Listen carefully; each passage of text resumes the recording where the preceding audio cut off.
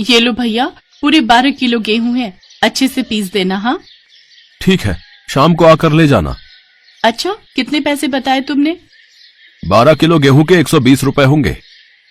हे राम, इतना महंगा? क्या भाभी, 1 किलो गेहूं के मैं बस 10 रुपए ले रहा हूँ। अब सारा दिन चक्की चलाकर मेहनत भी तो करूंगा ना। अच्छा चलो ठीक है, लेकिन मुझे शाम तक ही चाहिए। हाँ, मेरे घर कुछ मेहमान आ रहे हैं। ठीक है भाभी, आप फिक्र ना करो, हो जाएगा। भरतपुर नामक गांव में सुरेश नाम का एक गरीब व्यक्ति रहता था। वो दिन भर हाथ से चक्की चलाकर आटा पीसता, तब जाकर उसके घर का चूल्हा जलता। घर में उसकी पत्नी उमा और 5 साल की बेटी मोनी थी। उसकी पत्नी उमा हमेशा उसे गरीबी के ताने दिया करती थी। बस सारी जिंदगी चक्की चलाते रहना, और कुछ काम तो तुम्हें आता ही नहीं। अरे जब पति काम से थका हारा घर लौटता है तो उसकी बीवी को उसे चाय पानी के लिए पूछना चाहिए, ना कि आते ही चिक चिक बाजी शुरू कर देनी चाहिए। आए बड़े जैसे कि कोई अंबानी हो ना, जो नोटों की गड्डी लाकर मुझे दे रहे हो। 3 दिन से चावल खाने का मन है मेरा, लेकिन पति आटा चक्की चलाने वाला क्या मिला, मानो चावल से तो रिश्ता ही छूट गया मेरा। बाबा ये लो पानी। ला मेरी बिटिया, जुग जुग जियो। सुरेश के घर ये रोज का काम था। उसकी पत्नी हमेशा पैसों के लिए उसको ताने देती। एक दिन सुरेश बड़ी मेहनत से आटा पीस रहा होता है कि तभी एक तेज आंधी तूफान आता है और उसका सारा आटा अपने साथ हवा में उड़ाकर ले जाता है। ए आंधी, रुक रुक रुक रुक जरा, तुझे तो मैं बताता हूँ। सुरेश उस आंधी के बवंडर के पीछे पीछे दौड़ने लगा। कुछ देर बाद वो बवंडर एक पर्वत पर आकर रुक गया।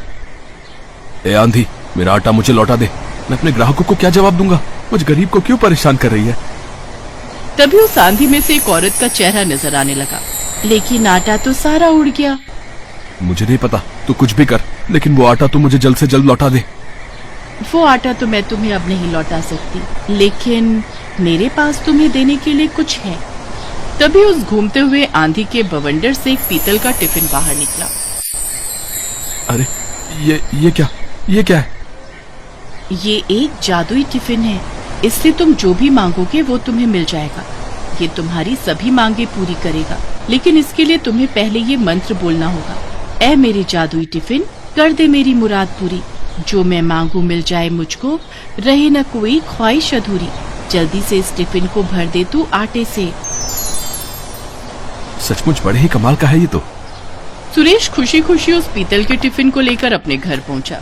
घर में सुरेश की पड़ोसन और उमा की सहेली बिंदु आई हुई थी। उसकी नजर पीतल के उस टिफिन पर जाती है। इस कंगले के पास ही पीतल का टिफिन कहाँ से आया? बिंदु को देखकर सुरेश चुप हो गया और उसने वो टिफिन अपने पीछे छुपा लिया। टिफिन को छुपाते हुए देख बिंदु को उस पर शक हुआ और वो बहाना बनाकर वहां से जाने लगी। अच्छा मैं चलती हूँ, बहुत देर हो गई है, मेरे वो भी काम से आ गए होंगे। लेकिन बिंदु बाहर जाकर खिड़की से सारी बातें सुनने लगती है। क्या है, क्यों घोड़े पे सवार हो रहे हो? मैं तुम्हें अभी एक चमत्कार दिखाता हूँ। सुरेश उस आटे को एक बर्तन में निकालकर उसे खाली करता है और खाली टिफिन को हाथ में लेकर मंत्र पढ़ने लगता है। ऐ मेरे जादुई टिफिन, कर दे मेरी मुराद पूरी। जो मैं मांगू मिल जाए मुझको, रहे ना कोई ख्वाहिश अधूरी। जल्दी से इस टिफिन को भर दे तू आटे से। तभी उस टिफिन में और आटा आ जाता है।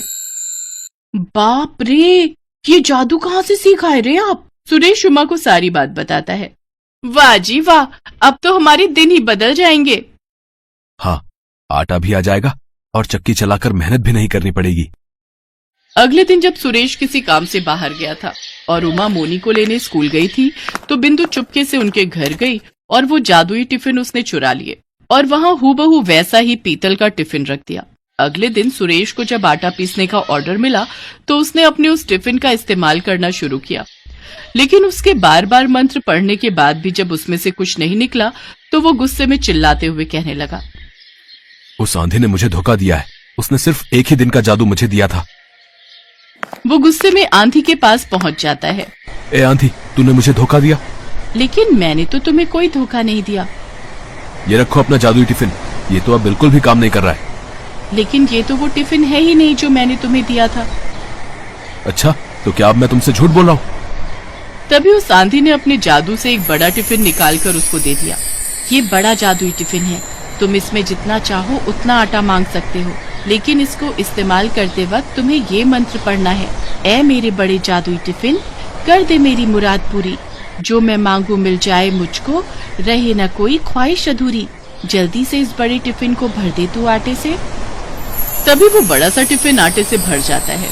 सुरेश उस भरे हुए बड़े टिफिन को सर पर उठाकर घर लौट आता है। बिंदु उसे आते हुए देख लेती है। हैं? इतना बड़ा टिफिन? लगता है ये भी पूरा आटे से भरा हुआ है। अब तो मुझे इसे भी चुराना ही होगा। घर आकर सुरेश उमा को फिर से सारी बात बताता है। सच में जी, ये तो बहुत बड़ा टिफिन है। अब तो हमारी कमाई खूब होगी। हाँ उमा, जितना पहले मैं महीने भर में जाकर कमाता था, उतना अब मैं एक दिन में कमाऊंगा और मैं खुद का आटे का बड़ा सा गोदाम खोलूंगा।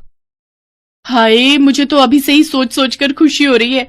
तनी एक बार हमको भी तो जादू दिखाओ ना। सुरेश ने उस बड़े टिफिन के आटे को कनस्तर में डाला और मंत्र पढ़ने लगा। ऐ मेरे बड़े जादुई टिफिन, कर दे मेरी मुराद पूरी, जो मैं मांगू मिल जाए मुझको, रहे ना कोई ख्वाहिश अधूरी, जल्दी से इस बड़े टिफिन को भर दे तू आटे से। तभी वो बड़ा टिफिन आटे से पूरा भर जाता है और एक बार फिर बिंदु खिड़की से झांक कर ये सब देख लेती है। हाय रे, मर जावा, इतना सारा आटा जी। चलो इसे अभी लाला को बेच आते हैं और इससे जो पैसे मिलेंगे उससे हम चावल और मुर्गी खरीद कर लाते हैं। मेरा बड़ा मन कर रहा है रसेदार मुर्गी और भात खाने का। तो चलो फिर, देरी किस बात की। वो लोग लाला के पास आटा बेचने चले जाते हैं और बिंदु इस बात का फायदा उठाकर जल्दी से एक वैसा ही बड़ा सा टिफिन बाजार से लाकर रख देती है और उस जादुई टिफिन को चुरा ले जाती है। अगली सुबह सुरेश उस बड़े टिफिन को लेकर अपने काम पर पहुंचा और उससे एक बार फिर आटा मांगने लगा। वो काफी देर तक मंत्र पढ़ता रहा। ऐ मेरे बड़े जादुई टिफिन, कर दे मेरी मुराद पूरी, जो मैं मांगू मिल जाए मुझको, रहे ना कोई ख्वाहिश अधूरी, जल्दी से इस बड़े टिफिन को भर दे तू आटे से। लेकिन लाख कोशिशों के बाद भी जब आटा नहीं निकला तो वो गुस्से में तमतमाता हुआ फिर से आंधी के पास पहुंचा। जादुई आंधी, तुमने एक बार फिर मुझे धोखा दिया। नहीं, मैंने तुम्हें कोई धोखा नहीं दिया। झूठ, एकदम झूठ। तुम जब भी मुझे कोई जादुई टिफिन देती हो तो उसका जादू एक दिन के बाद ही खत्म हो जाता है। ये कैसे हो सकता है? आंधी ने जब उस बड़े टिफिन को देखा तो वो समझ गई कि ये वो जादुई टिफिन नहीं है। इस बार मैं तुम्हें एक ऐसी चीज दूंगी जिससे तुम्हें समझ आ जाएगा कि मैंने तुम्हें धोखा नहीं दिया। आंधी अपने जादू से एक डंडा निकालकर सुरेश को देती है।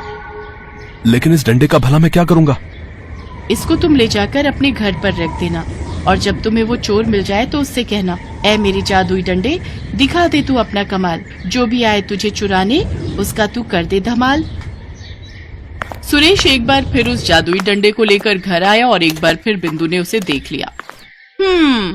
जरूर इस डंडे में भी कोई जादू छिपा होगा। अब किसी तरह इसे भी चुरा लेती हूँ।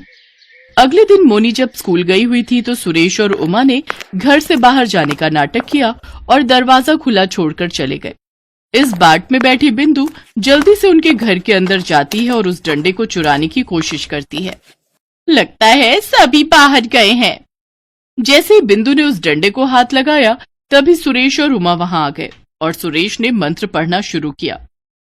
ऐ मेरे जादुई डंडे, दिखा दे तू अपना कमाल, जो भी आए तुझे चुराने उसका तो कर दे धमाल। तभी वो डंडा बिंदु को पीटने लगा। अरे रे, मर गई रे, मर गई। हाय दया, कोई मुझे बचा लो। हा, आई बड़ी सहेली होकर अपनी ही सहेली के घर चोरी करती है। हाँ, जल्दी से हमें हमारे जादुई टिफिन लौटा दो, नहीं तो इस डंडे की पिटाई से आज तुम यहीं मर जाओगी। हाँ, अभी लाती हूँ। जब तक बिंदु ने सुरेश को उसकी अमानत नहीं लौटाई तब तक उस डंडे ने उसकी पिटाई जारी रखी। बिंदु दौड़कर अपने घर गई और वो दोनों जादुई टिफिन लाकर सुरेश को दे दिए। अब रुक जाओ जादुई डंडे। अब आज के बाद हमारी कोई चीज चुराई ना तो याद रखना। हाय, इतनी मार खाने के बाद तो मैं तुम्हारी क्या किसी की भी कोई चीज नहीं चुराऊंगी। इतना कहकर बिंदु वहां से 9-11 हो गई। अब बड़े और छोटे जादुई टिफिन की मदद से सुरेश आटा निकाल कर बेचता रहा। आज के बाद उसे चक्की चलाने की जरूरत ही नहीं पड़ी।